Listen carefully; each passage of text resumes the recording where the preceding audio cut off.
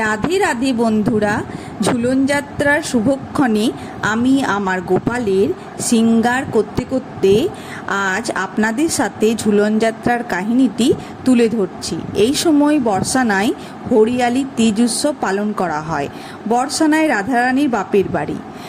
এই সময় ভাইরা তার বিবাহিত বোনেদের বাপের বাড়িতে নিয়ে আসে, কিন্তু হরিয়ালি তীজের দিন রাধারানী তার ভাইয়ের জন্য অধীর আগ্রহে অপেক্ষা করতে থাকে, কিন্তু তার ভাই আসে না।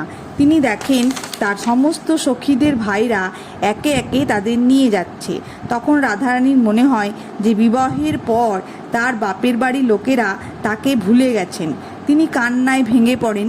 তার কয়েকদিন পর তার ভাই শ্রীদাম আসে, সাথে অনেক উপহার নিয়ে। তখন রাধারানী তার ভাইকে জিজ্ঞেস করে, তোমরা কি আমাকে ভুলে গিয়েছিলে এতদিন?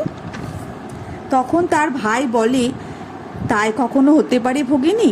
আমি তোমার শাশুড়ি ও ননদের জন্য উপহার কিনছিলাম, কারণ আমি জানতাম যে ওনারা তোমাকে সহজে বর্ষানায় যেতে দেবে না। তখন রাধারানী তার শাশুড়ি জটিলাকে বলেন যে, মা, আমি বর্ষানায় বাবা মায়ের সাথে দেখা করতে যেতে চাই।